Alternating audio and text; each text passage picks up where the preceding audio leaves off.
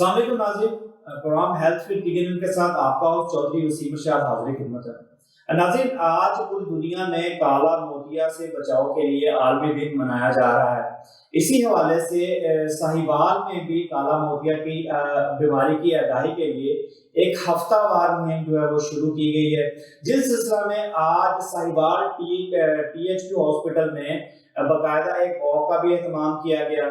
आज स्टूडियो में हमारे साथ मौजूद हैं assistant professor doctor Mohammad Rizwan साहब, जो कि इंचार्ज हैं आई वार्ड डिपार्टमेंट 2 के साहिवाल THQ हॉस्पिटल में। इनसे हम बात करेंगे, इनसे आपकी मुलाकात भी करवाते हैं, इनसे बात भी करते हैं कि काला मोतिया का मर्ज होता क्या है, इसकी तशखीस कैसे की जाती है, इसका इलाज कैसे किया जाता है, क्या इसका इलाज मुमकिन है, और आज के आलमी दिन के हवाले से भी इनसे हम बात करेंगे। डॉक्टर साहब, सबसे पहले बहुत शुक्रिया, आपने हमें टाइम दिया। डॉक्टर साहब, आज काला मोतिया की आगाही वॉक भी आपने की, आज आलमी दिन भी मनाया जा रहा है, उसके हवाले से असल में इस वॉक का मकसद और काले मोतिया का दिन मनाने का मकसद क्या है आपका?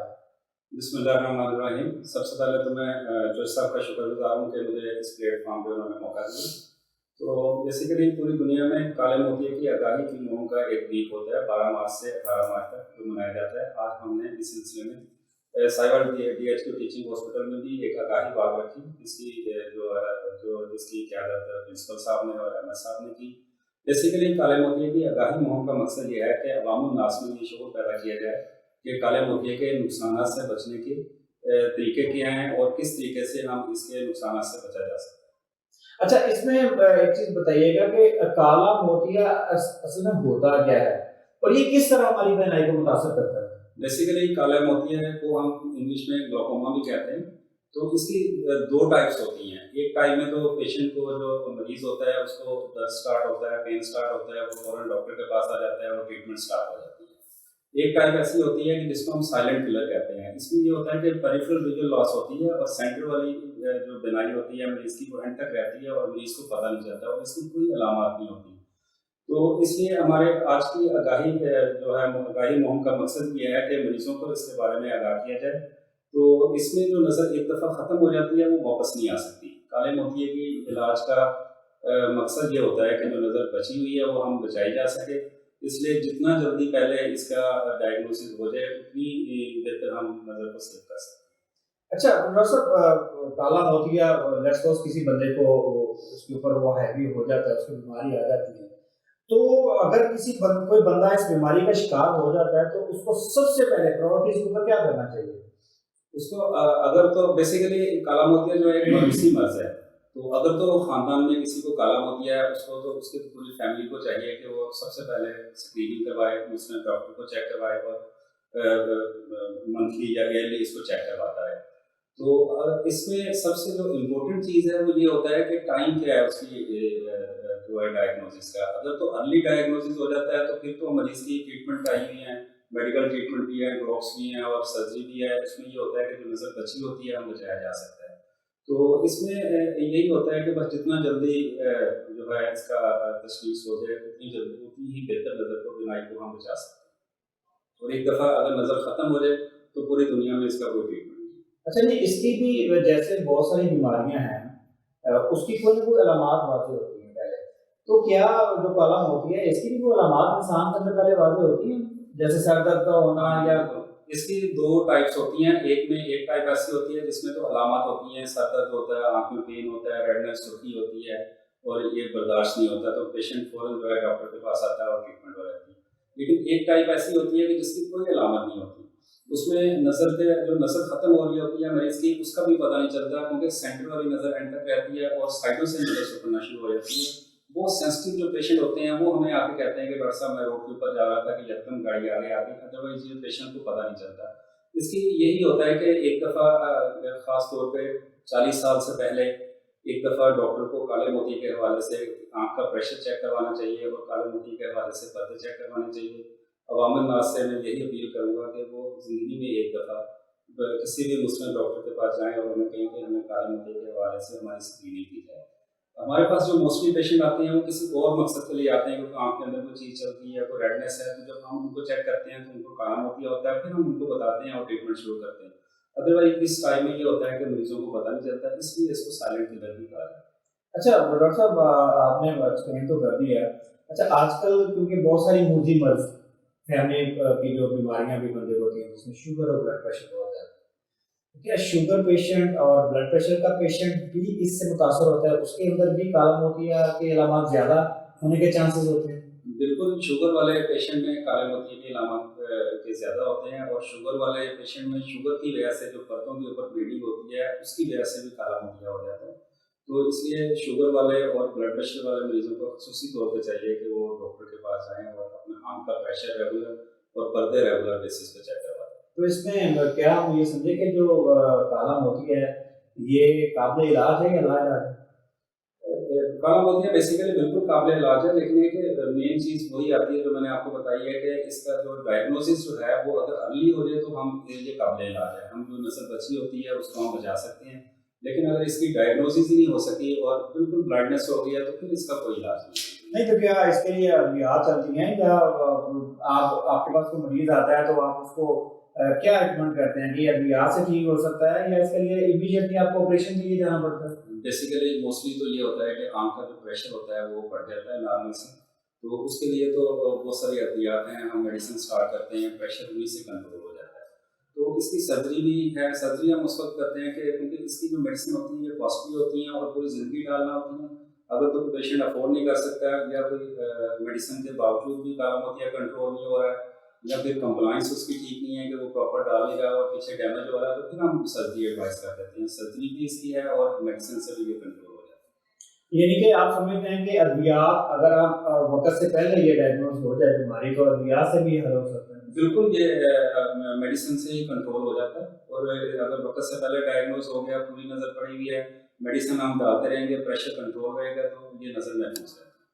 नाज़रीन, जैसा कि डॉक्टर साहब की आप बात सुन रहे थे, अभी एक छोटा सा वक्फा लेते हैं। वक्फे के बाद हम आप डॉक्टर साहब से जो है वो बात जारी रखेंगे और इसके ऊपर मजीद जो मालूमात हैं डॉक्टर साहब से लेके आप तक पहुँचाते रहेंगे। आसमान को छूने की चाहतों के साथ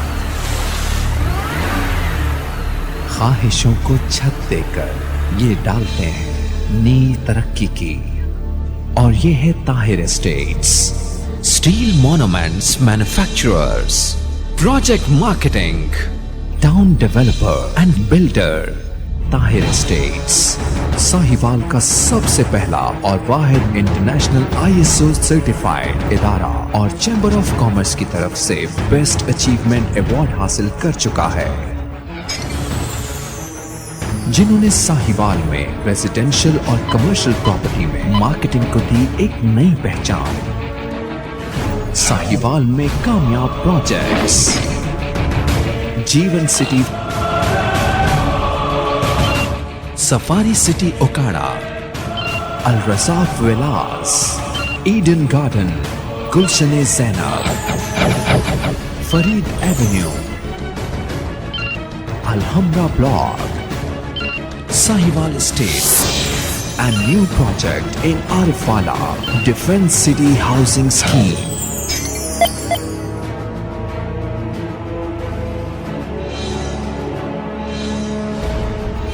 The largest marketing network in real estate.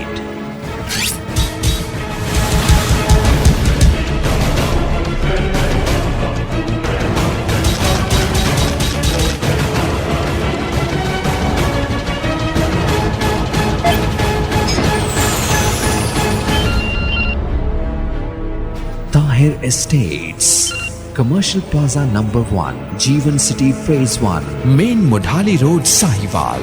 UN number 923041110300.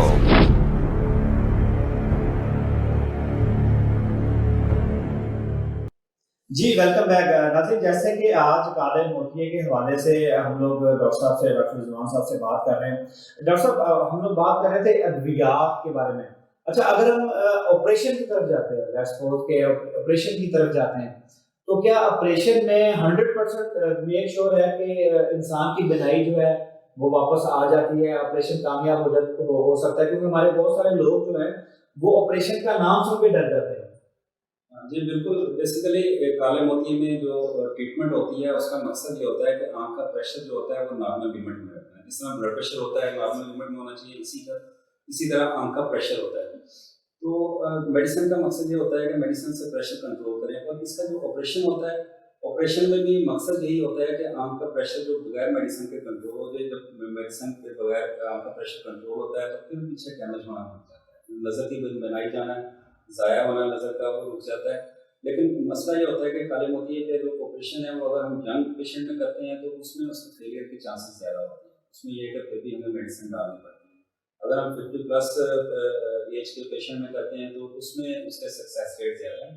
मकसद यही है कि आंख का प्रेशर नॉर्मल हो जाए, चाहे वो मेडिसिन से हो चाहे वो ऑपरेशन से हो, ताकि पीछे जो डैमेज हो रहा है पर्दे के ऊपर नज़र का परमानेंट तौर पे वो रुके। डॉक्टर साहब, क्योंकि आज हम वैसे बात तो काला मोतिया की कर रहे हैं, क्योंकि आप स्पेशलिस्ट तो हैं, आइज़ के ही हैं, तो चले इसी वाले से फ़ायदा उठाते हुए कि आज आप हमारे साथ मौजूद हैं, थोड़ा सा डिफाइन अगर हम इसको कर लें। हमारे मुआशरे में कॉमन एक दो चीज़ें बड़ी होती, वो कहते हैं जी सफ़ेद मोतिया उतर आया जी, फिर कहते हैं जी काला मोतिया उतर आया। हमारे नाज़रीन के लिए थोड़ा सा ये चीज़ें वाज़ेह कर दें कि सफ़ेद मोतिया क्या होता है और काला मोतिया क्या होता है। जी बिल्कुल, आपने बड़ा अच्छा क्वेश्चन किया। सफ़ेद मोतिया बेसिकली आप समझ लें कि स्क्रीन का काम करता है। सफ़ेद मोतिया में जो नज़र ख़त्म होती है वो वापस आ जाती है ऑपरेट के बाद, लेकिन ये नज़र उतनी ही वापस आती है जितनी पर्दे में मौजूद होती है। जिस तरह गाड़ी की एक स्क्रीन है वो धुंधली होगी, आपने उसको चेंज किया है तो अगर आपको पीछे से नज़र आ रहा है तो आप बाहर देख सकते हैं, अगर नहीं नज़र आ रहा है तो स्क्रीन चेंज करने से या सफ़ेद मोतिये के ऑपरेशन करने से नज़र बाहर नहीं आती। जो पीछे पर्दे में नज़र है वो काले मोतिये की वजह से डैमेज होती है। काला मोतिया ज़्यादा खतरनाक है, इसलिए इसको काला पानी भी कहते हैं।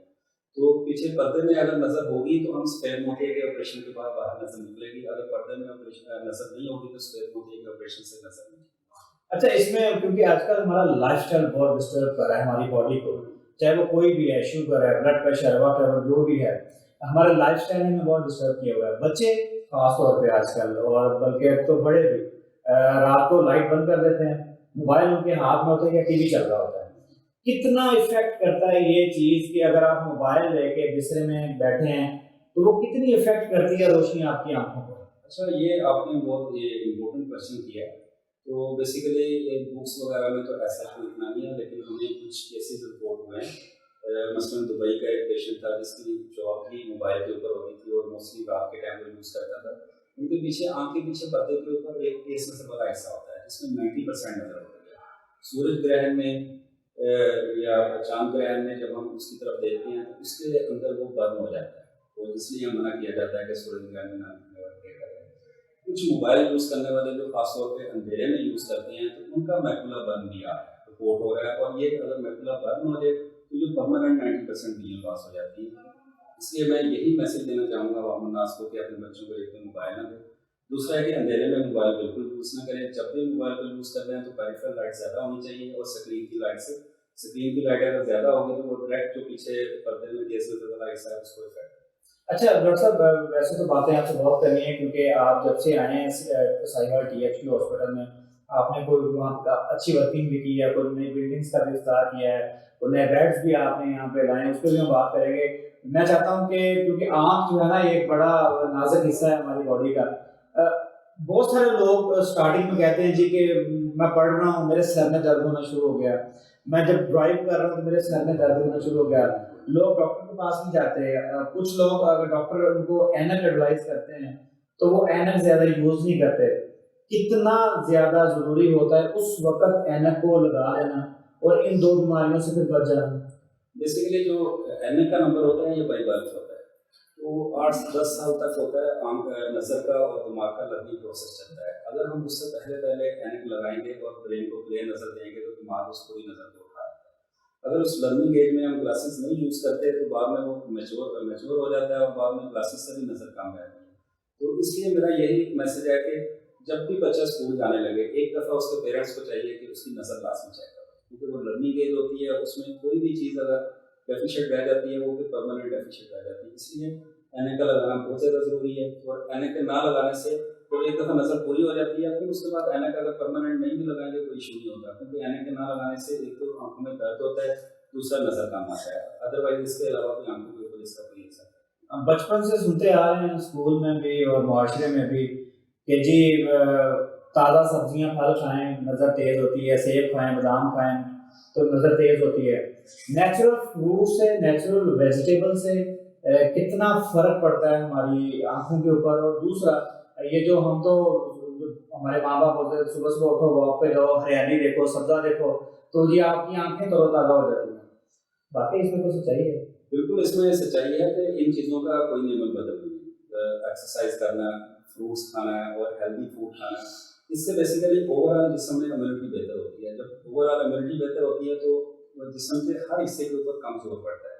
اور اس میں سب سے زیادہ آنکھیں ہوتی ہیں جس کے اوپر ہم ڈے میں زیادہ زور ڈالتے ہیں.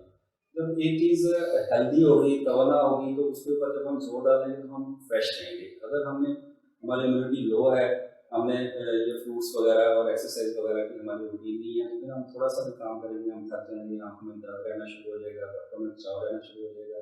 اس لیے ہیلدی فوڈ اور ایکسرسائز آنکھوں کے لیے اور اسپیشلی باڈی کے لیے بڑا ضروری ہے. ڈاکٹر صاحب باتیں تو بہت ہیں کیونکہ ہمارے پاس ٹائم بہت قلیل ہوتا ہے, کم ہوتا ہے. تو آپ کیونکہ ایچ او ڈی بھی ہیں وارڈ کے, اور پرانی بلڈنگ سے اب آپ نئی بلڈنگ میں شفٹ ہو, کیا فرق ہے, کیا چینجنگ آئی ہے آئی وارڈ پرانی بلڈنگ میں اور نئی بلڈنگ میں؟ بیسیکلی اس میں سب سے پہلے تو میں ہمارے جو ایکس پرنسپل صاحب ہیں پروفیسر راؤ راشد خانہ صاحب اور ہمارے جو موجودہ پرنسپل صاحب ہیں ان کا شکر گزار ہوں کہ ان کی کوششوں سے کہ پیشنٹ کے لیے, مریضوں کے لیے ایک بہت بڑا پلیٹ فارم مہیا ہوا ہے. پہلے پرانی بلڈنگ میں ہمارے پاس 18 بیڈ کا ایک وارڈ تھا جس میں بیڈس کی بھی کمی تھی اور جگہ کی بھی کمی تھی, جس کی وجہ سے مریضوں کو اور ڈاکٹرس کو بہت پریشانی کا سامنا کرنا پڑتا ہے.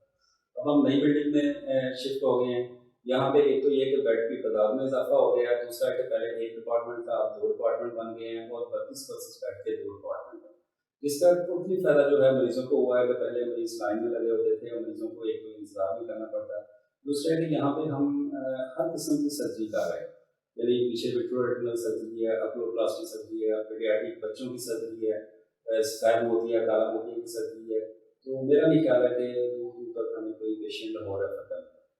اچھا, بلڈنگ تو آپ نے چینج کر لی, پرانی بلڈنگ, پرانے معاملات, پرانے تجربات, اب آپ آ گئے ہیں نئی صدی میں, ڈیجیٹل ٹیکنالوجی میں, نئی بلڈنگ بھی آ گئی, نئے بیڈ بھی آ گئے. تو کیا جو ڈپارٹمنٹس کے اسٹاف کا رویہ ہے وہ بھی نیا ہوگا؟ کیونکہ ہمارے سرکاری ہاسپٹل میں سب سے زیادہ جو پرابلمز آتی ہیں جی وہ اسٹاف کی وجہ سے آتی ہے, ڈاکٹروں کی عدم دستیابی کی وجہ سے آتی ہے. مریض بیٹھے ہوتے ہیں, ڈاکٹروں کے اوپر نہیں ہوتے. تو کیا نئی بلڈنگ کے ساتھ ایک نیا انوائرمنٹ بھی آپ دینے جا رہے ہیں؟ بالکل, آپ نے یہ بڑا اچھا سوال کیا. تو بیسیکلی سرکاری ہاسپٹل میں ہوتا ہی یہ ہے کہ نہ ڈاکٹر خوش ہوتے ہیں نہ مریض خوش ہوتے ہیں.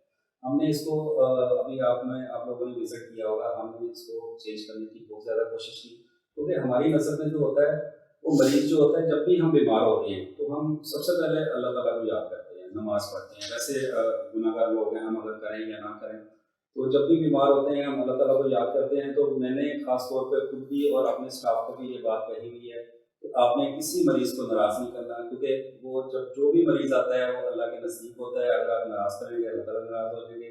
اور بڑے اچھے طریقے سے بولتے ہیں اور مریض خوش ہو کے جاتے ہیں ہمارے پاس. آپ اگر تھوڑا سا بھی کسی پیشنٹ کو بھیجیں گے تو ہم اپنی پوری کوشش کرتے ہیں کہ ہم مریض کو اکوموڈیٹ کریں, اس کو رسپیکٹ دیں اور اس کی بات کو سنیں. اگر وہ ہمارے ساتھ کوئی بدتمیزی کرتا بھی ہے تو ہم اس کو اگنور کرتے ہیں.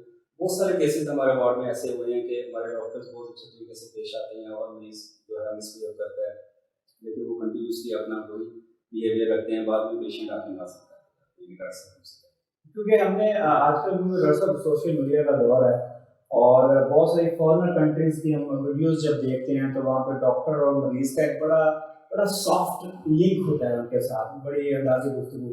ہمارے دین میں مذہب میں بھی ہے کہ حسن اخلاق سے پیش ہیں. تو جب آپ اخلاقیات کا مظاہرہ کرتے ہیں تو ظاہر بات ہے پھر مریض ایک تو وہ جو اس کے اندر کو اسٹریس ہے وہ بھی ختم ہو جاتا ہے, مریض کھل کے بات کر سکتا ہے. تو کیا اس پیرامیٹر سے بھی آپ کو یہاں پہ اپنے اسٹاف کو کوئی تربیتی مہم, کوئی ادائی لیکچر, کوئی اس طرح کا کہ آپ نے اخلاقیات کا جو مظاہرہ ہے وہ زیادہ کرنا ہے؟ بالکل, ہماری پوری کوشش ہوتی ہے کہ ہمارا جو گارڈ ہے اور ہمارا وارڈ بوائے ہے, ہمارے ڈاکٹرز ہیں, ان کو ہمیشہ ہم یہی کہتے ہیں کہ اچھے اخلاق کا مظاہرہ کرنا ہے. بیسیکلی ہمارا ڈیولپنگ کنٹری ہے. ڈیولپنگ کنٹری میں یہ ہوتا ہے کہ ریسورسز کم ہوتے ہیں اور برڈن زیادہ ہوتا ہے, جس کی وجہ سے یہ پرابلمس ہوتے ہیں. لیکن ہم پوری کوشش کرتے ہیں, کیونکہ اب یہ ہوا ہے کہ ہمارے ڈپارٹمنٹ 2 ہو گئے, عملہ ڈیوائڈ ہو گیا ہے, کافی سارا جو ہے ریسورسز ہمارے پاس آ بھی گئے ہیں. اس کا بیسیکلی مریضوں کو ہی فائدہ ہوا ہے کہ جو پیشنٹ ہم پہلے 200 یا 400 کچھ ڈاکٹر دیکھتے تھے، اب وہ ڈیوائڈ ہو کے 2 یونٹ میں آ گئے ہیں، جس کی وجہ سے کچھ یہ چیزیں بہت زیادہ بہتر ہو گئی ہیں اور اب اس کو مزید بہتر کرنا ہے۔ اچھا، آپ نے جیسے بھی بتایا کہ آپ کی بیڈ کی تعداد بڑھ گئی ہے، ڈپارٹمنٹ بھی آپ نے 2 کر دی ہیں، 2 حصے ہو گئے، تو کیا آپ نہیں سمجھتے کہ اس سے آپ کے اسٹاف میں بھی کمی کا آپ کو سامنا کرنا پڑ رہا ہوگا؟ اسٹاف کی کمی کا سامنا تو کرنا پڑا، لیکن ابھی ریسنٹلی ایم ایس صاحب کا اور پرنسپل صاحب کا شکر گزار ہوں کہ ابھی بہت سارا اسٹاف اور پیرامیڈک اسٹاف انہوں نے انڈیکٹ کیا اور آیا ہے، ہمیں کافی حد تک جو کمی تھی وہ بہتر ہو گئی ہے۔ دوسری بات ہے کہ سب سے بڑا جو فائدہ ہمیں یہ ہوا ہے کہ پہلے ہمارا 3 دن ہمارا معائنے کا دن تھا اور 3 دن آپریشن ڈے تھے، اب 2 یونٹ بننے کی وجہ سے ہمارے 6 دن معائنے کے ہیں اور آپریشن کی جو لسٹیں ہیں ان میں بھی اضافہ ہو گیا، تو اب یہ ہے کہ پہلے سے بہتر کام ہو رہا ہے۔ باقی یہ ہے کہ اسٹاف کی ابھی ہمیں مزید بھی ضرورت ہے، تو امید ہے کہ انشاءاللہ وہ بھی بہتر ہو جائے گی۔ جتنا اسٹاف ہمارے پاس ہے اس حساب سے ہم ریسورسز کے حوالے سے ہم اپنی ہر ممکن کوشش کر رہے ہیں کہ اسی لیے ہم بہتر سروسز دیں اور مریضوں کا فائدہ اور مریضوں کو پریشانی کا سامنا۔ ڈاکٹر صاحب، باتیں بہت ہیں لیکن وقت ہمارا بہت شارٹ ہے۔ ہمارے پلیٹ فارم سے آج کے دن کے حوالے سے، کالا موتیا کے حوالے سے اگر عوام کو کوئی میسیج دینا چاہیں؟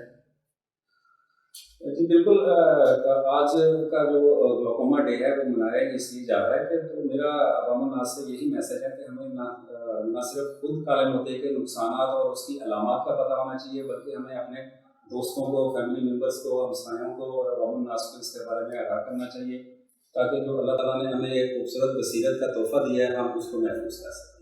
بہت شکریہ ڈاکٹر صاحب، آپ نے ہمیں قیمتی رائے سے بھی نوازا اور ہمارے عوام الناس کے لیے میسیج بھی دیا۔ ناظرین، جیسا کہ ڈاکٹر رضوان صاحب اپنی بہت ہی مفید معلومات آپ تک پہنچا رہے تھے، تو میں آخر میں صرف یہی کہنا چاہوں گا کہ ڈاکٹر صاحب نے جیسے میں کہا کہ آپ اپنی صحت کا خیال رکھیں۔ کالا موتیا بالکل قابل علاج ہے اگر اس کی بروقت تشخیص کی جا سکے۔ ہیلتھی فوڈ کھائیں، ہیلتھی ایکسرسائز کریں، اپنی زندگی کو روٹین میں لے کے آئیں، مشینری سے واپس آئیں، اپنے آپ کو ٹائم دیں تاکہ ان چیزوں سے آپ اپنے آپ کو بچا سکیں۔ انشاءاللہ تعالیٰ اگلے کسی موضوع کے ساتھ پھر آپ کے سامنے حاضر ہوں گے، تب تک آپ مجھے دیجیے گا اجازت۔ اللہ حافظ۔